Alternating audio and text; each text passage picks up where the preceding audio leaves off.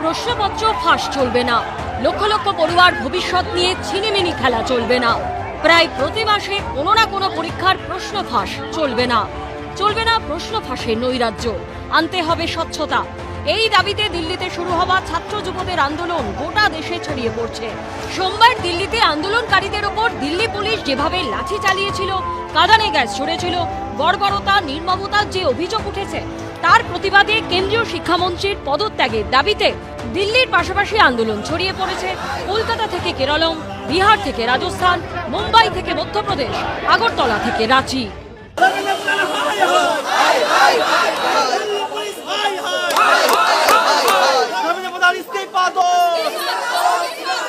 तो मोदी जी, मेरी आपसे फिर से रिक्वेस्ट है, धर्मेंद्र प्रधान का इस्तीफा ले लीजिए, वरना बात सिर्फ धर्मेंद्र प्रधान के इस्तीफे की नहीं रहेगी, बात आपके इस्तीफे पर भी आ जाएगी।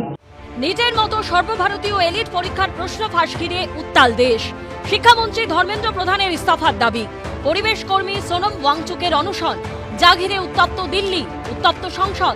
এরই মধ্যে বুধবার রাতে পুলিশের সঙ্গে বিক্ষোভকারীদের সংঘর্ষে নতুন করে উত্তপ্ত হয়ে ওঠে দিল্লির যন্তর মন্তর চত্বর।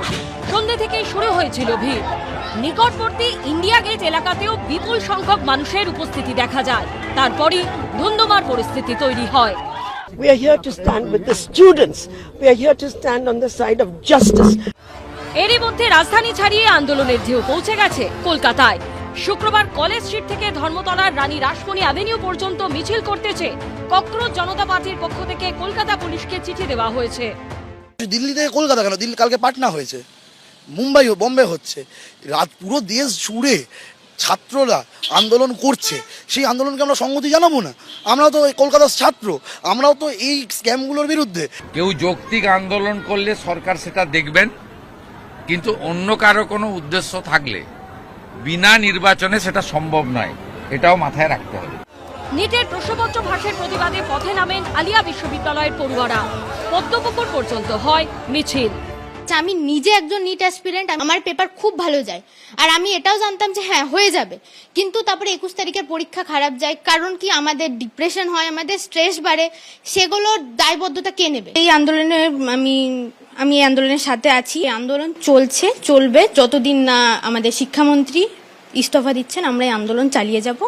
প্রশ্নপত্র ফাঁসের প্রতিবাদে কেরলমের তিরুবনন্তপুরমে পুলিশের সঙ্গে আন্দোলনকারীদের খণ্ডযুদ্ধ বাধে। একই ছবি রাঁচি, পাটনা, ভোপাল, জয়পুরে। মুম্বাইতে প্রিজন ভ্যানে তুলে নিয়ে যাওয়া হয় আন্দোলনকারীদের। গুরুগ্রামে পুলিশ আন্দোলনকারী খণ্ডযুদ্ধ বাধে। আগরতলাতে